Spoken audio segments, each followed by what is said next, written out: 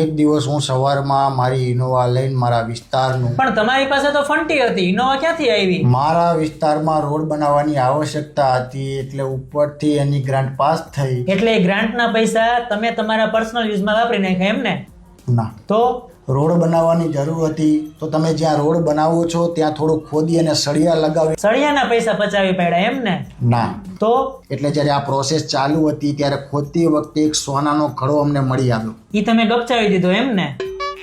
ઈ તમારે જમા કરાવી દેવાનો હોય, એના ઉપર તમારો હક ન લાગે. મને ખબર છે એ ધન સ્વીકારવાનો જ નહોતો, પણ પંચ ભેગું થયું અને પંચે મને કહ્યું કે નેતાજી તમે આપણા વિસ્તાર માટે આટલું સારું કામ કરી રહ્યા છો તો આ ધન તમે સ્વીકારો. અને મેં એ ધન સ્વીકાર્યું અને મારા માટે એક ઇનોવા કાર, 20 વીઘા ખેતર અને મારા પર્સનલ યુઝ માટે એક બંગલો બનાવડાવ્યો. ઇનોવા કેમ લીધી તમે? મારા વિસ્તારના લોકોના પ્રશ્નનો હલ કરવા માટે, સર્વે કરવા માટે મારે એક જગ્યાએથી બીજી જગ્યાએ તાબડતોબ જવું પડે, એટલે મને પંચે સલાહ આપી કે નેતાજી તમે ઇનોવા કાર વસાવો, એટલે મેં ઇનોવા કાર વસાવી. હા, એ તો બરોબર છે, પણ 20 વીઘા ખેતર કેમ લીધું? મારી પાસે એક વેંત પણ જમીન નહોતી તો હું ખેડૂતોનો પ્રશ્ન કઈ રીતે સમજી શકું, એટલે મેં 20 વીઘા ખેતર લીધું અને હવે દર વર્ષે હું ત્યાં ખેતી કરું છું અને સમજું છું કે ખેડૂતોની પરિસ્થિતિ આ વર્ષે કેવી છે, વરસાદ વધારે છે, ઓછો છે, પાક કેવો થયો છે, નિષ્ફળ થયો છે, સારો થયો છે. આવડો મોટો બંગલો બનાવવાની શું જરૂર હતી? તમને એવડો મોટો બંગલો જ દેખાય છે, એમાં હું દર મહિને 20 લોકોને રોજગારી આપું છું, એ તમને નથી દેખાતી? મારે ત્યાં કપડાં ધોવા, વાસણ ધોવા, કચરા પોતા કરવા, ગાર્ડન સાફ કરવા, મારી ગાડી સાફ કરવા,